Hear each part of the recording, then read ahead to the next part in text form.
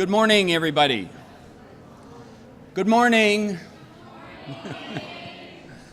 Welcome to this has to be about the 12th or 13th spirituality panel that we're having here. I apologize for the sound system.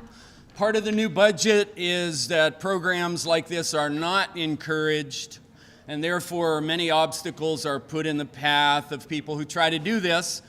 And I was advised by people that we should cancel it, and I'm not going to cancel it. So we're just going to go ahead. So welcome to be part of a student-driven movement at this school. What the students want, the students are going to get. Okay, can I get an amen on that? Amen. All right. Okay, so thank you. Thank you. My name is Adrian Novotny, and I am an anthropology instructor here. And this panel came out of a course that I teach called Magic, Witchcraft, and Religion. My belief is, we're all looking, we're seeking spiritual peace in our lives, and many of us are dissatisfied with the religions that we inherited for various reasons. So I started this panel about 12 years ago to, in a friendly way, bring four people together who represent different belief systems. And they will have 15 minutes to present the highlights of their belief system with no interruptions, okay? So no questions and no comments in the first part of our program. We drew numbers for speaking order, so we're going to be like 1, 2, 3, 4. So 15 minutes each. We will present what we think is the essence of our belief system. This is not a debate. We're not looking for the best system here. In the spirit of a community college, we want you to just have a marketplace of ideas, and hopefully something you hear today will inspire you to find spiritual happiness and peace in your own life, okay? So I want to introduce today's moderator.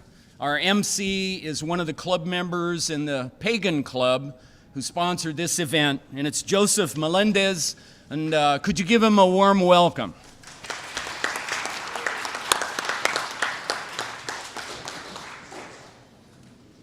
All right, welcome everyone.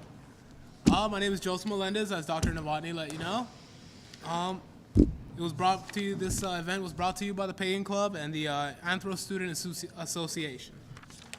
Now, the format is, actually Dr. Novotny's already laid that out. So we'll jump into our first panelist, which is going to be our representative of the Christian faith, Adrian Urias.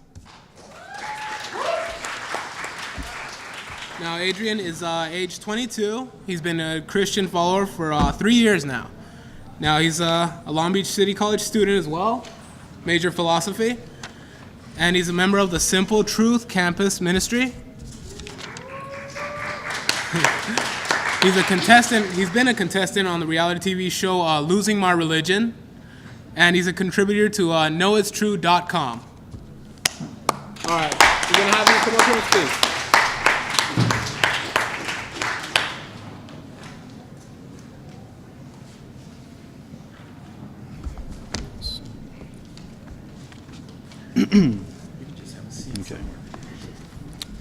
Well, thank you for being here. I want to thank Dr. Novotny really quick just for giving me the opportunity to be here and represent Christianity and what I believe are some unique and fundamental tenets of Christianity. And I want to thank you guys for being here as well, to come and listen to me and these other panelists as well. But I'm guessing that if you're here, you're spiritually curious, that you're wondering what kind of religion is right for you. You're probably kicking the tires of this or that religion, or have been to this or that temple, this or that church. And understand that in California, the spiritual chatter can get a little confusing. I mean, it's California, we're very diverse, we have all kinds of religions, all kinds of people. You could even say as many religions as there are people. And so you might be asking yourself, which one religion is true? Or is there more than one religion that's true? Maybe there's a plurality of true ways. Maybe your way is true for you, but not for me. Maybe there's many ways to God. Or maybe there's no true religion. Maybe you want to be an atheist. And so understand that there's a lot of ways you can start, and it's very confusing. I'm a college student. I don't have a lot of time on my hands either. So what I'm going to do this afternoon is make it easy for you. I'm going to give you 3 reasons why you should begin your spiritual journey with Christianity. The first reason is that Christianity is testable. It reads in our Bible, 1 Corinthians chapter 15, it says, "And if Christ has not been raised, our preaching is useless, and so is your faith." Now that's a very unique and very bizarre passage in religion, to say that all of Christianity hangs on a singular historical event, that there is evidence that you can investigate to see if it's true. When you survey the world's religions, there's not a lot of other religions that'll do that. A lot of it's subjective, what you feel, what you experience. Christianity is not like that. It's hinged on a singular historical event, and that's the resurrection. It says, "And if Christ has not been raised, your preaching is useless. Your faith is useless. This is all bogus. Just leave. If Christ has not been raised." So it's a single, testable historical event. So Christianity is testable. And one of the more profound things is that it's Jesus. And Jesus claimed to be God. But anybody can claim to be God, but he actually proved it. He said, "I am the Son of God, and I'll walk on water. I am a divine being, and I'll heal this blind man. This paralytic is going to walk. I can heal you of your sin, and I'm going to prove it because this blind man's going to see." But his number one, his most important miracle was that of the resurrection. He says, "I am God, and I will prove it by dying and come back, and I'll come back 3 days later. So I will conquer the grave for you." Now, it's very unusual for a religion to dare you to investigate their claims. For example, in Islam, the Prophet Muhammad, he claimed to be a messenger from God. But when he was asked to do miracles, he refused. That's very suspect. In Mormonism, when you ask a Mormon, how do you know Mormonism is true? They'll tell you to receive a Book of Mormon, 1 minute. Wow. Okay. Wow. It's fast. Yeah, time goes fast. In the Book of Mormon, they'll ask you to pray over the Book of Mormon and ask you how you feel about it. So that's a subjective, internal feeling. In Zen Buddhism, they'll tell you to empty your mind, but Christianity says love God with all your heart, soul, and mind. We refuse to throw away our intellect. So if you're going to start a spiritual journey, you should start your investigation with a religion that can be investigated. Christianity can be investigated. These other religions, not so much. The second point, and since I'm low on time, I'll... You got 11 more. Okay, all right. All right, I was nervous there. I was like, wow, that was 15 minutes. Okay, amen. The second point. So the first point is Christianity is testable. The second point, why you should begin your religious journey with Christianity, is that salvation is free. Now, I'm a student here at Long Beach City College, and I am broke. And money is kind of right? So whenever I register for classes, books, very expensive, or can be very expensive.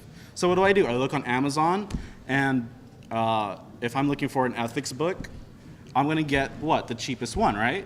And I'm pretty sure all of us would too. We would not pay more for the same kind of book. The cheaper, the better. If it's free, even better. Sometimes here at LBCC, they give away free food. But if you have free food right next to the cafeteria, is anyone going to pay for food? No. Everyone's going to go for the free. Why? Because the cheaper it is, the better it is. If it's free, even better. And in Christianity, salvation is free. And let me read you a passage in the Bible. It's in Ephesians. It says, "For it is by grace you have been saved through faith, and this not from yourselves, it is the gift of God, not by works, so that no one can boast." Christianity is unique in its offer of salvation by grace. And it's very interesting because in our culture, we tend to be very pessimistic, that nothing is free. But one of the more bizarre and unique things of Christianity is that the most important thing you can have is free. communion and salvation with God. That's absolutely free. There's nothing you can do to earn it. That's why it's called grace. It's a gift. And it's inclusive. There's a lot of complaints that Christianity can be narrow-minded or exclusive, that'll leave people out. But I don't find that to be the case at all. In Galatians it reads, "There is neither Jew nor Greek, slave nor free, male nor female, for you are all one in Christ Jesus."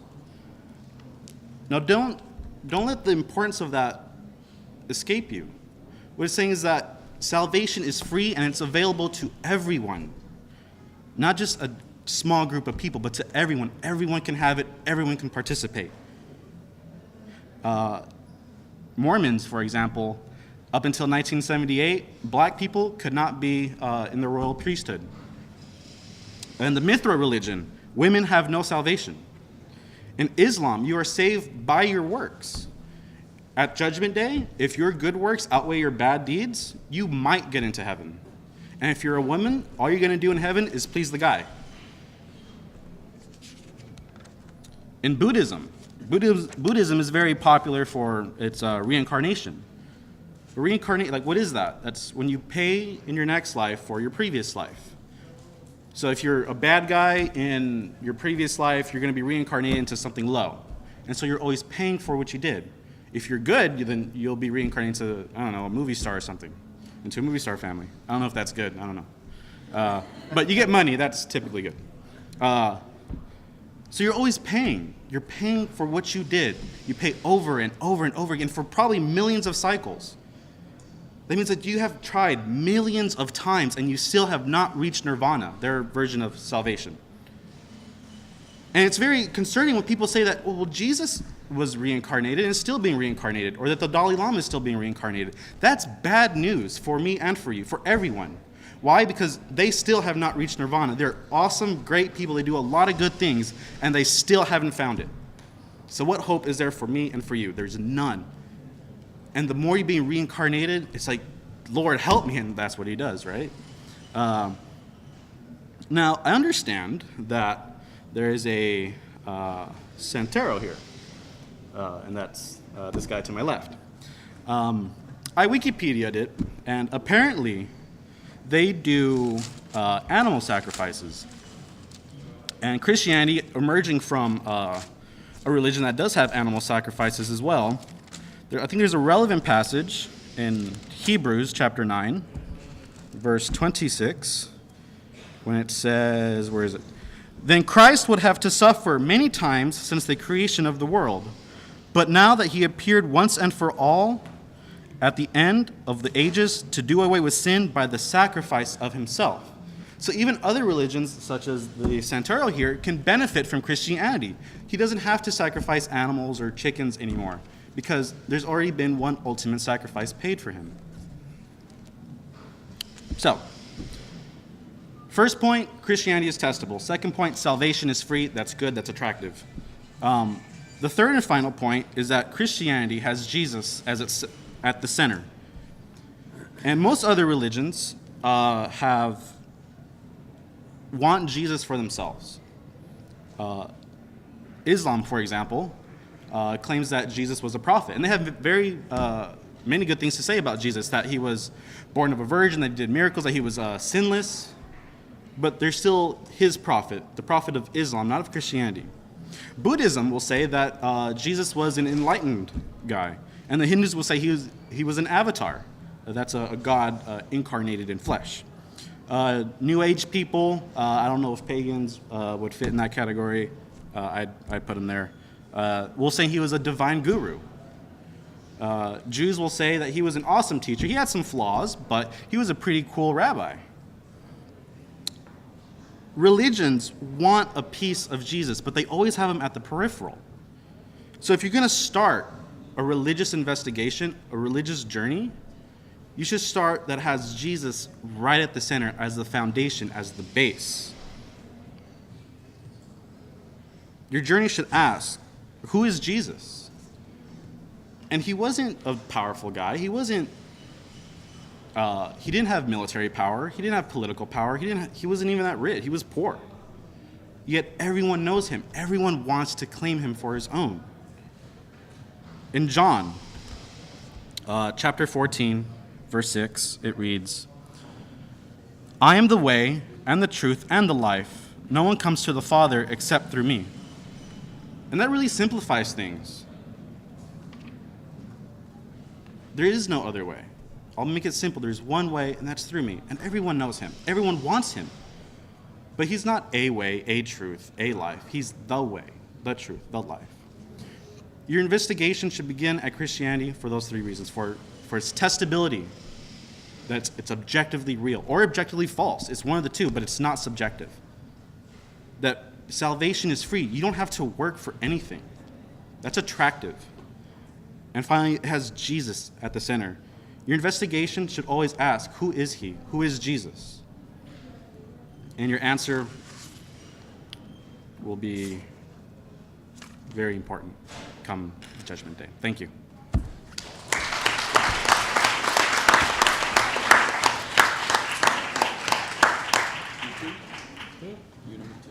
Okay, well, thank you, Adrian, for sharing your beliefs and your views. Second up, we have Devin Mejia. He is our representative of the Santeria Faith. Now, his family is originally from Cuba, and the way he got started in the religion was his aunt became ill, and the doctors couldn't find out what was wrong with her. A santero came to the house and did a reading and found out spirits were harming her. The only way for her to get better was to have an ocha done. Now, most of his family members are now priests in the religion, and his family has been in the religion for about 40 years now. Now, welcome Devin Mejia.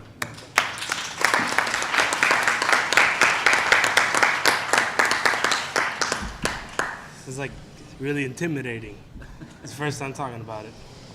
But I'm not here to, say or to tell you guys, you guys should, try my religion or, anything like that, because I know my religion is one of the most understood religions there is out there. We deal with animal sacrifice, we deal with a lot of things. But one thing I do have to say is, to me, it is by far one of the most beautiful religions, because it originated in Africa. And over there, when you have all these ceremonies going on, the entire community joins that ceremony. You see little kids running around. It's a big feast for everyone, and it's just one whole big celebration. But what we do is, or what we actually believe in is orishas. And they're kind of like spirits or guardians, but they all protect, or they all deal with elemental things. Like my guardian is Elegua. He is the guardian of the crossroads. He's the one that opens the roads to opportunities. And there's also Yemaya, which is, she's the owner of the seas, and so on and so forth. But one thing we do is, once we enter priesthood, is we try to help out as many people as we can by doing readings for them, by doing ceremonies for them, trying to help them out any way possible we can. Such as, I think about 2 weeks ago, we actually did a fire cleansing for someone. And they came back to us saying that, all their problems went away. And to me, it's being able to do that is, that's what I live to do, is to help people out. And, seeing these people that, have all these problems hurts me. And whenever I help them out, I try to give as much as possible to them. But in Africa, when it started, it was actually called Lukumi in this region called Yoruba. And then after a while, they moved all those people to Cuba, which is where my family's from. And when they moved to Cuba, they had to disguise the religion because, some people were Catholics, and, they were being, mistreated about it, and they basically had to disguise their guardians as Catholic saints. So now the way how it has developed is, we kind of consider ourselves Catholics at the same time. Like, I'm actually also baptized Catholic. I consider myself Catholic also. And that's one of the ways how it's actually evolved. And there's different kinds of readings that we actually do is called Dilogun or Oba. And Oba is actually an orisha that is supposed to be like a coconut that you crack into 4 pieces, and if it's mostly for like a yes or no type questions for our clients, or for anybody really.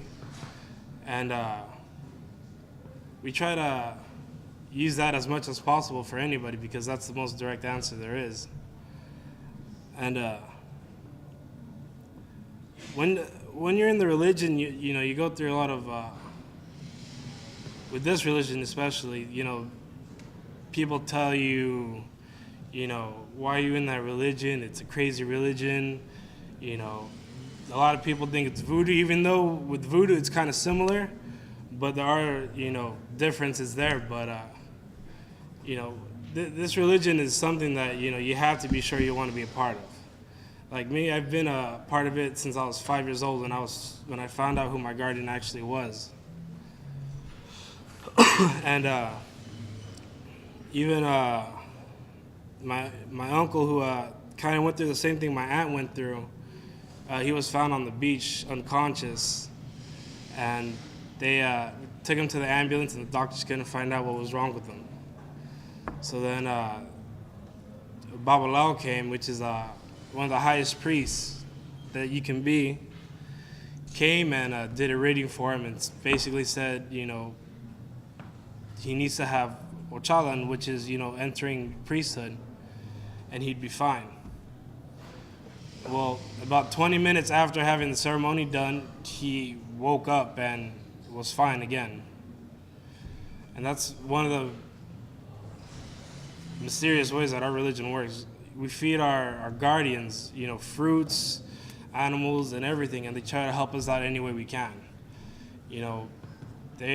To us, our guardians are supposed to be there to protect us, and the only way that they can help us is if, we give them something too. But this Santeria is you can't really, the only way that you can actually understand it is to actually see it for yourself. And I would like to invite some of you guys to come for readings or ceremonies just to see what it's like, because even my girlfriend took Navani's class 2 years ago, and she wasn't really sure about what she was into, and then after she met me, she actually became she actually became a santera. So now she joined the religion, and she's helping out as many people as she can too. And that's basically all I have to say about it.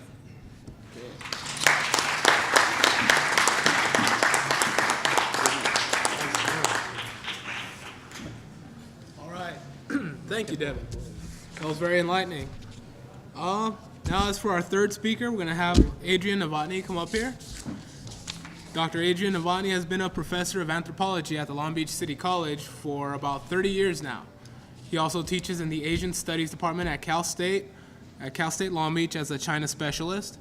He has followed the path of paganism for many years, principally in Native American spirituality of the buffalo hunting tribes and nations of the North Central Plains. He is a sun dancer, vision quester, pipe carrier, and has introduced many people through the years to rituals and ceremonies of native spirituality of native people. He has practiced paganism for many years and is currently involved in the spirituality of native West African people as a drummer for African dancers in groups throughout Southern California. Give a hand for Dr. Adrian Novotny.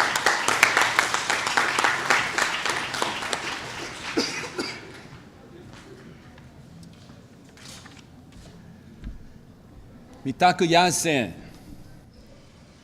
Shunka witko mielo. Mitaku yepi. Ampetu kile. Michate eta woaglaka. Naha nape chiu sa pelo. I said, we are all related. My name is Sacred Smoke among the Lakota people.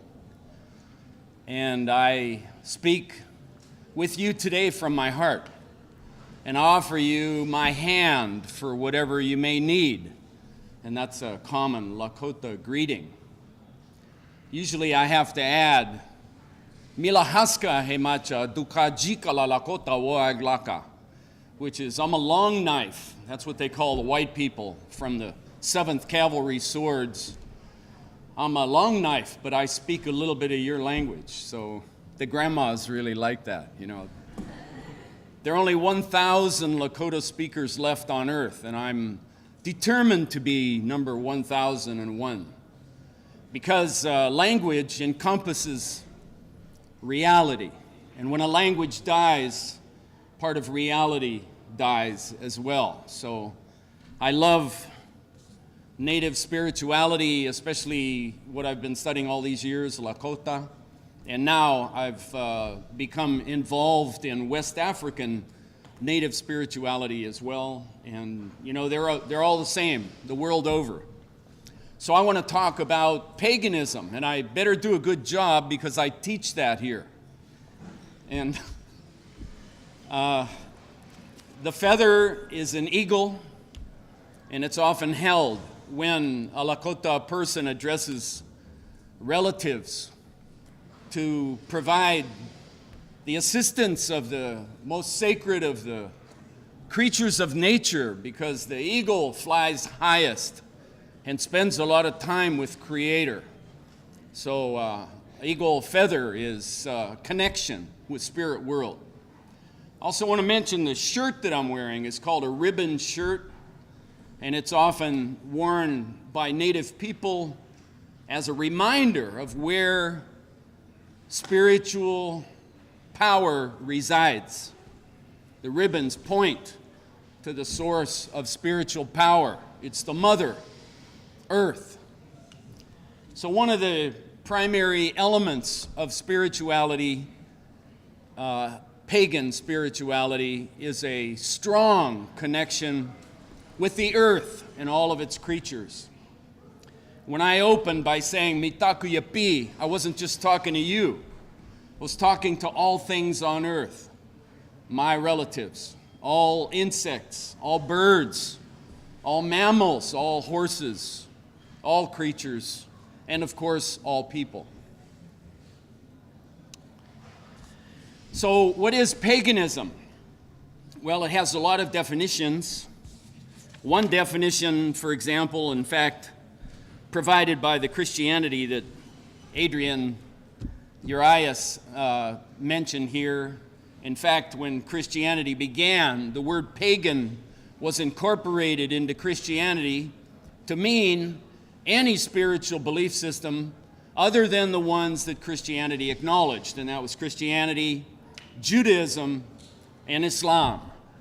So that's the broadest definition of paganism. It's anything other than those three enormous belief systems. Some other definitions, however, are in order. Paganism was a reference when religions began to those people who didn't join religions. Instead, they were out in the rural areas, in the countryside, in the forests, and they continued to adhere to a belief system that was based on nature. Nature and all of its beauty. Spirituality fundamentally is a belief in a power greater than oneself. And you know, you can hear about a lot of religions with a lot of invisible spirits that are said to be creators and are said to watch over us or punish us.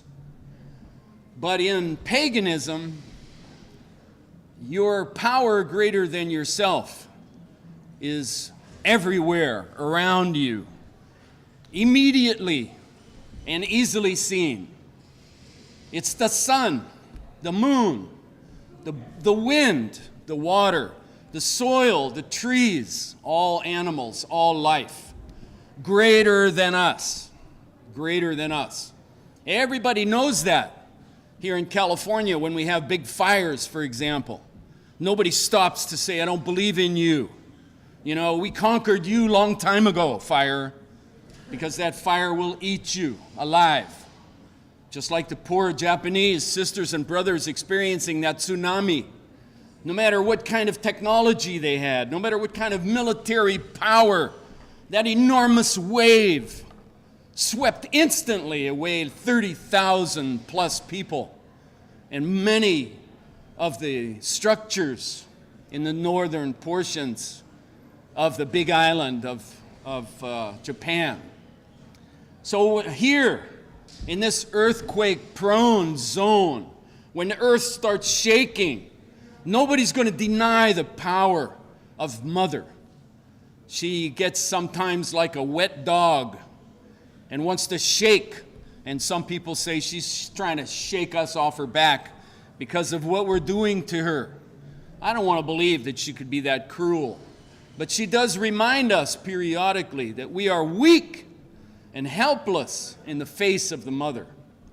So paganism is the oldest spiritual system on earth. Clearly, it was begun when humans first could observe, first could understand, first could see and know what they were seeing. So in my own perspective, that makes paganism at least 1 million years old. When the human brain became large enough for us to be conscious creatures, part of that consciousness involved a recognition of the power of nature. Humans at that time began a reverence toward nature, rituals and ceremonies to honor the Mother. And she's always female, by the way. Nobody on this planet refers to Father Earth. And the reason we do that logically is because everything is born of the earth, just as all of us are born of you lovely females. You are the source of life. In prehistory, you were sacred. You were revered by all men who feared you, respected you, honored you because of the great power that you had. You could do what most gods are seen to do. What's the greatest thing that a god can do? Create. And all of you in the audience, females, you women, you sisters, mothers, and daughters, can do what God can do. And only until recently, all people understood that and held you in the highest esteem because of your sacredness. You should see and understand what's happened in the last 5,000 to 7,000 years, where you went from goddess to property, owned by men your whole life. First your fathers and brothers, then your lovers and husbands. Later, even your sons will tell you what to do and what not to do. This is shameful, what has happened to women in the modern world. And pagans understand that. So paganism has a very strong feminine presence. Very strong. In paganism, we do sometimes look at spirits that are anthropomorphic, and that is, some of our spirits, in order for us to recognize them, take human form. So we have some of those spirits. You know, some of them are borrowed from the major civilizations of Greece and Rome, or earlier civilizations, Babylonia, Sumeria, and so on. And we revere some of these images because they represent the healthy man, the healthy woman. Individuals like Diana or Mars and so on are often incorporated in pagan belief. Paganism also has usually consort pairs of spirits. The feminine presence is not isolated, and that is just as in our lives, it's the yin and yang between men and women that allows for good health and balance and harmony. So in paganism, we have often a male and a female serving together in harmony. And that encourages us to live our lives that way as well. Women and men, boys and girls, grandmas and grandpas, united as a consort pair together. Now, what happened to this beautiful belief system? And I say it's beautiful because there are still people today that follow it. That's what I fell in love with in Native American culture and now in West African culture. There are people today who live as people lived hundreds of thousands of years ago. Earth-based spirituality. It's absolutely beautiful. It's like we have a time machine and we can go back to the distant past and see how people lived. You should be aware of that, how blessed we are in the United States and here in the Americas that we have so many Native people still here. They're not extinct like Hollywood would like to tell us. They weren't all killed off by the 7th Cavalry. Many of them are still here, still practicing the old ways. Many of them don't speak English at all. And the practices they follow are thousands and thousands of years old. I know this because I'm a sun dancer. I spend a lot of time in circles of mostly Native people, but oftentimes non-Natives are invited to join them if your heart is pure. They let you in. They can see your heart, and they let you in. And people come from all over the world to Sundance with the people who were born and raised here, Native people. I dance with Japanese, Germans. I dance with Italians. Don't speak a word of English, but they know some Lakota. They come all the way here from China and elsewhere because their natives were killed off so long ago, like Europeans killed their natives off over 1,000 years ago. You know, people like St. Patrick and others, extermination programs for the old belief systems. And they killed them all and destroyed their beliefs. So if you're Irish and you want to know what the ancient ways are, you can't find too many Celts or Druids in Ireland anymore. There's a few. You come here and Sundance with the Native people to find out how people live in harmony with the earth. That's the beauty of what's called Turtle Island, the Americas. Today, we do not live in harmony with the earth. I'm sad to say, and I think most of you know this, especially those of you that have had me for a class. How do we see nature today? How are we encouraged to see nature when we live in urban centers like this and we are formally educated by a public school system? Nature is like a giant Home Depot. You want some lumber? Cut that beautiful forest and make all those birds and little furry creatures homeless because we need that wood and it's here for us, right? You need some meat? See those beautiful animals grazing over there? Go smack them in the head with a sledgehammer, hang them upside down and slice the meat from their bone. People never lived like that before. That's totally disconnected from the beauty and spiritual joy of nature itself. We've lost that.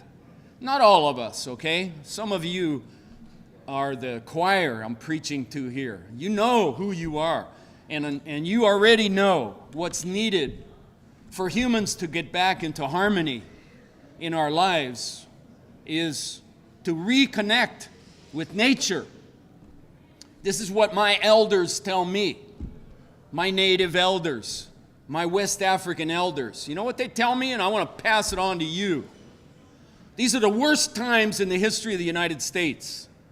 The worst in all of our lifetimes, unless you're old enough to have been through the Great Depression.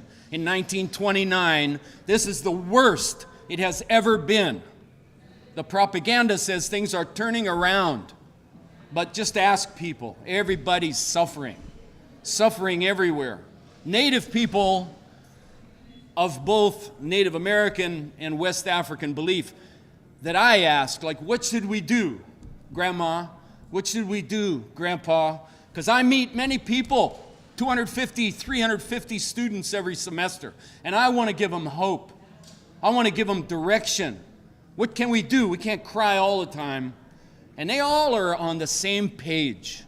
So I want to pass that on to you. And this is from paganism. There are two things everybody should be doing right now. Number one, draw your community close to you. Your community is your family, your acquaintances, new people you meet. Draw them close to you. If things do get worse and the stores are empty and the freeways are closed, jammed with cars of people trying to escape, and it's no longer possible, the only reliance you will have is on the people around you. So whatever you think you'll need in the future, make an effort to bring those kind of people with those talents into your life. And number two, and most of you already know this, but we're busy. You know, it's hard for us to do this, but I encourage you to learn to do this. Become self-sufficient. Get out from under the need to go to the store, to get what you need to survive, to go to the clothing store, the food store. Make your own clothes. Learn how to do that. And when you walk around the streets in animal skins or in untreated cotton, people are going to see you and they're going to know you're not necessarily poor. You know what's happening. And you're preparing for a possible future when we will only have what we ourselves can make. Learn to preserve food and grow your own. If you have even a small patch of ground, plant it. Plant it.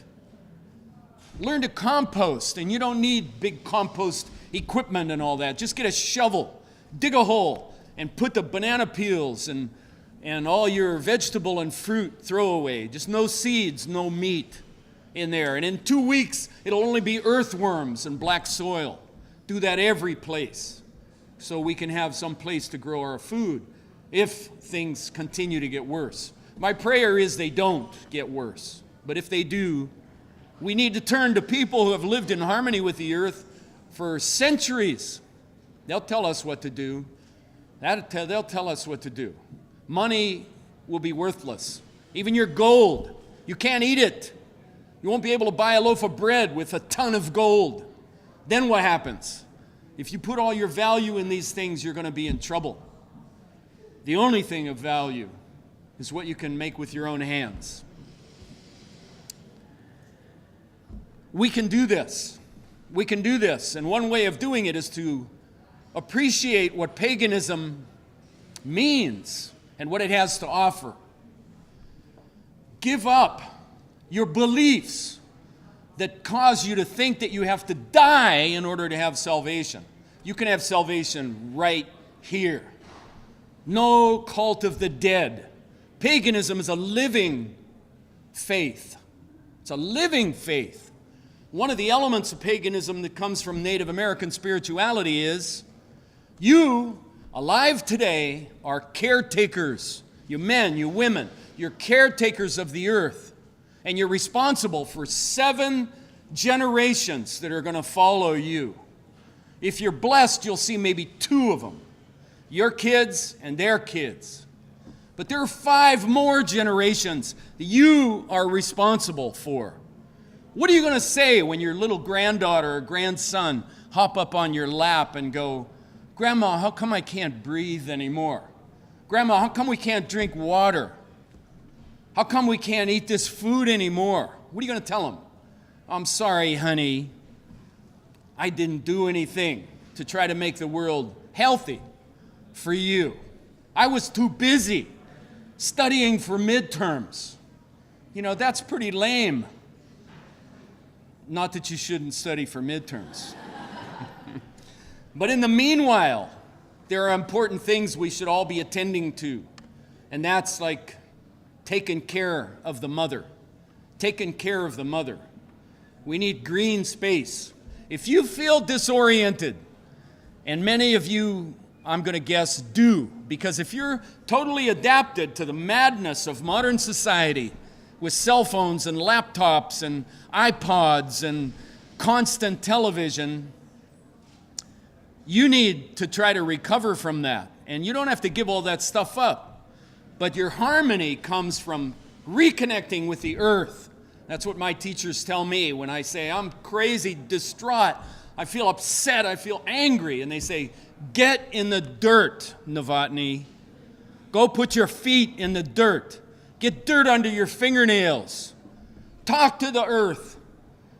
Put some plants in the earth and watch them grow and take care of them. And you watch your anger disappear, your frustration disappear, your anxiety disappear. So that's the advice that I have to offer you today, is that you can reconnect. Just as we heard in Christianity, it's free. It doesn't cost anything to reconnect with the earth. Good luck with that, and go in peace. Mitaka yasen. We are all related. Thank you.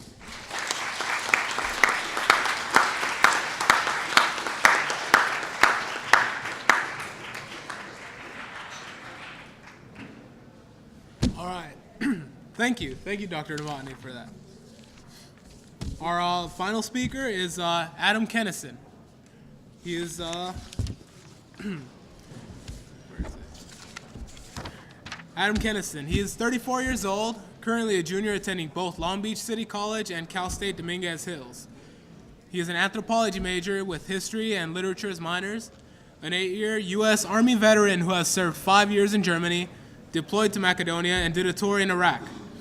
He's been drawn to and studied the ancient Scandinavian lore and culture since he was a child, and finally found Asatru just 4 years ago. Within the Asatru community, he is far from an expert, but often considered a good source of information and always enjoys sharing the knowledge he has gathered. His hope is that providing information about a faith most people have never heard of will promote a healthier acceptance of all faiths. Welcome, Adam Kennison.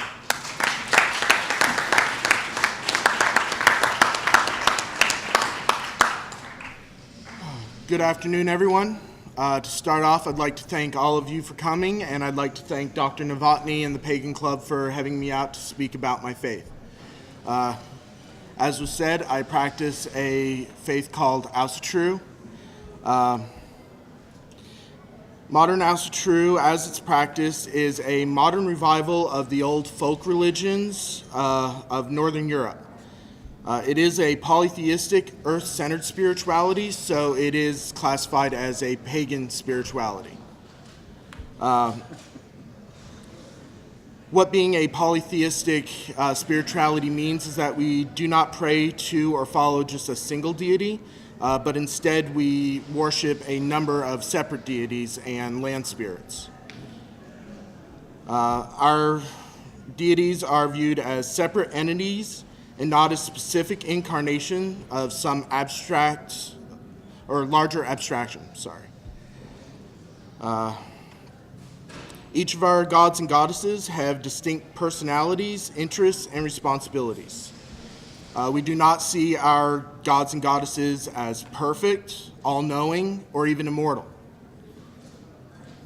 Our deities have instead of being immortal, they feast upon golden apples, which keep them young and prolong their life, but they can still die. Our deities are not all-knowing. They make mistakes and they have their faults. A prime example is in the lore, Thor is constantly having to deal with his own anger and temper issues. There's a lot of stories of him losing his temper and causing more problems than he's trying to solve.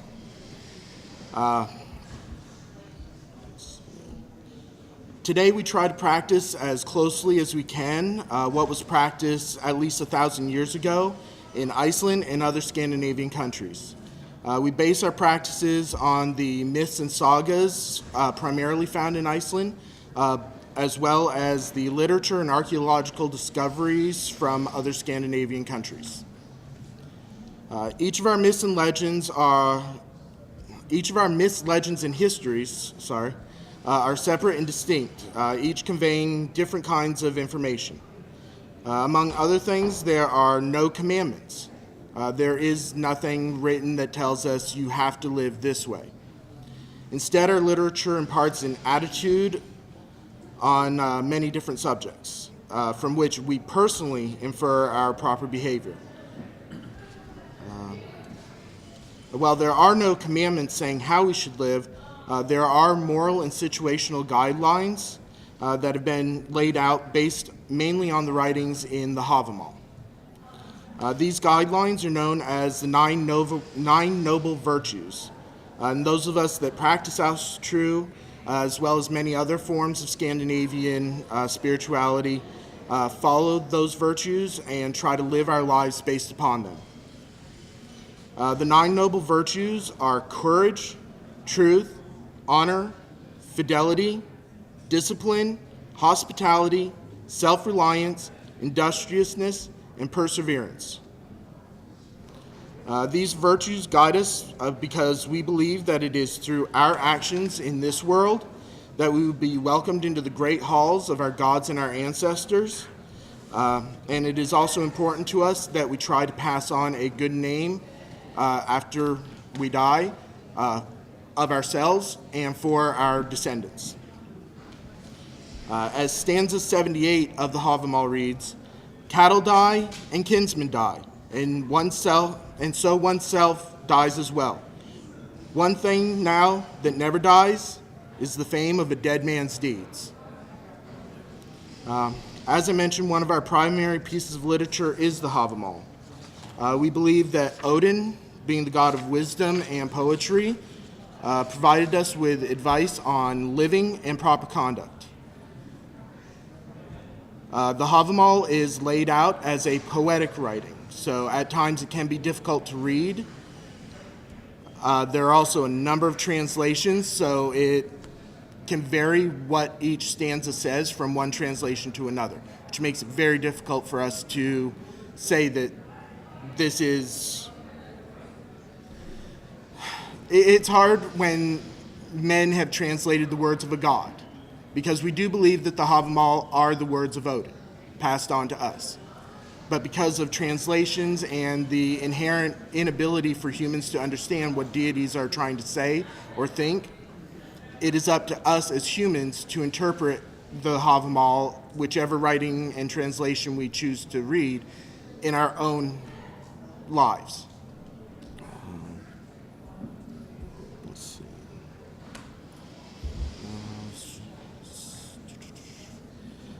As one of my friends once told me, Asatru is the religion with homework.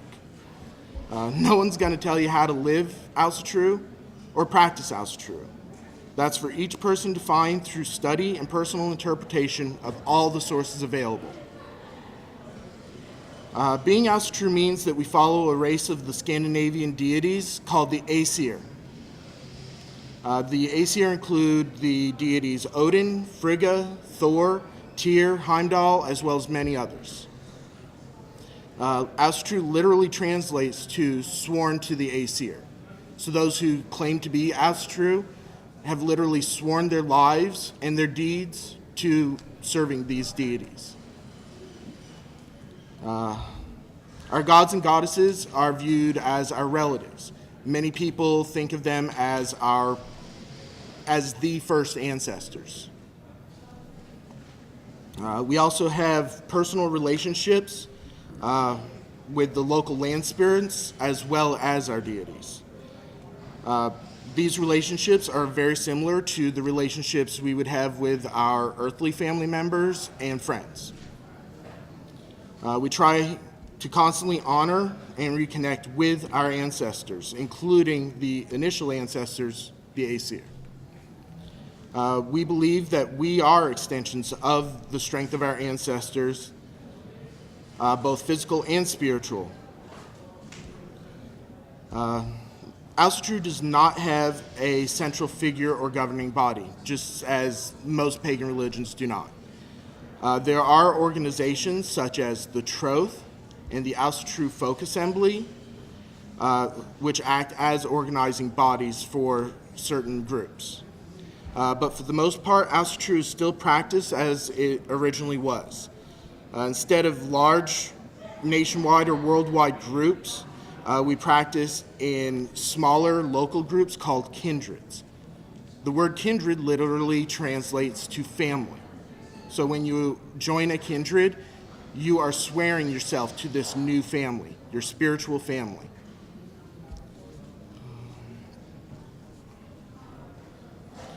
Each kindred makes their own decisions on how to practice Austrue, but there are some similarities that you will find between most kindreds.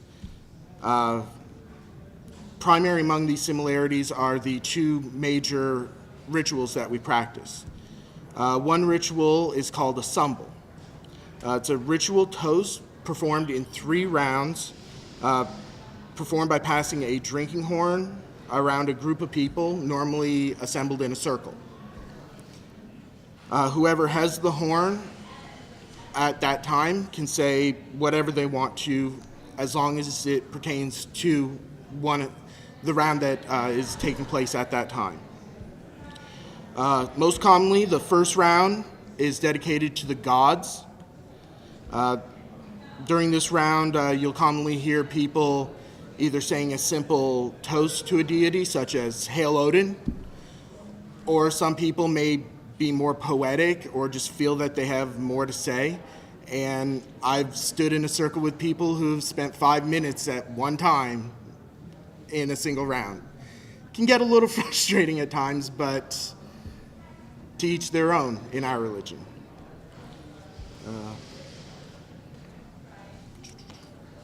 The only common rule in this round is that you do not toast deities from other pantheons, that you stick to the Aesir or other Scandinavian deities that are welcomed in that group. Also, you do not toast to deities that are considered enemies of the Aesir and humanity. The second round of a sumbel is dedicated to honor our ancestors and the honored dead.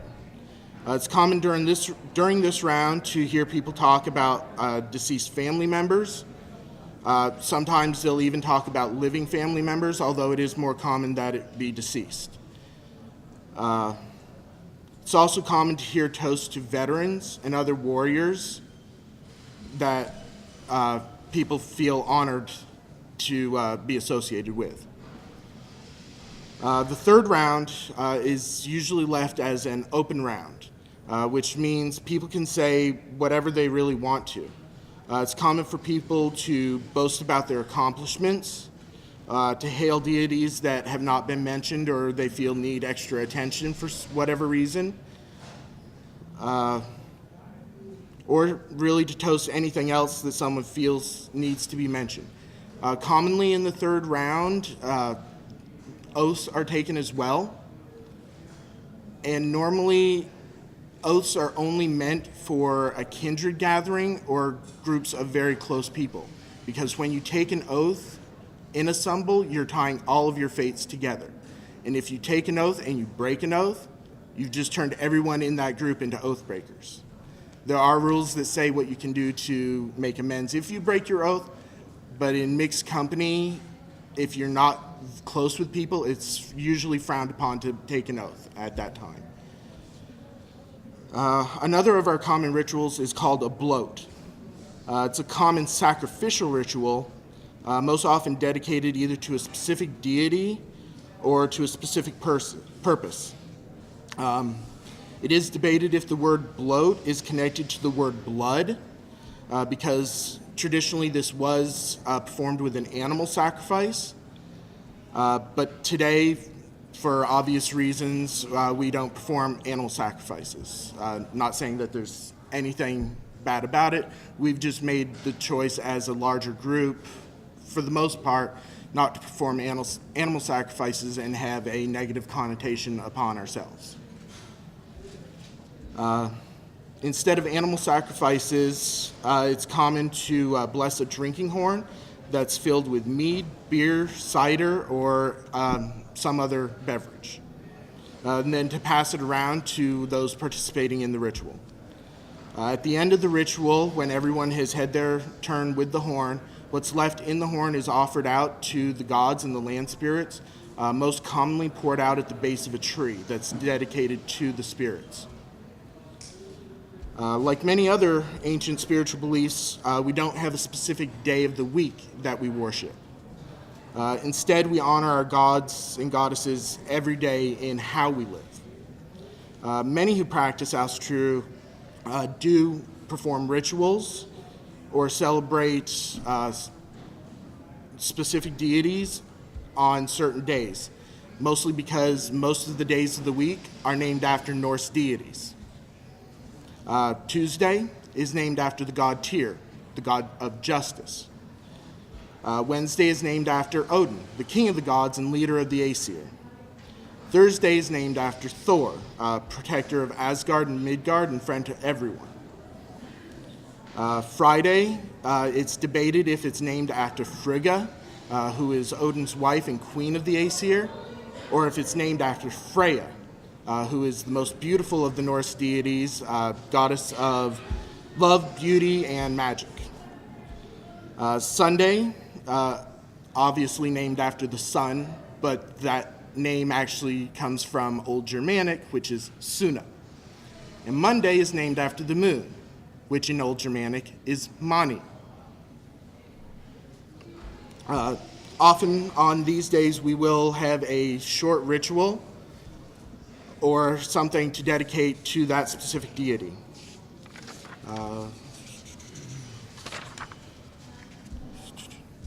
Practitioners of Austrue, myself included, as well as other forms of Scandinavian spirituality, call themselves heathens. I openly say I'm a heathen on a regular basis.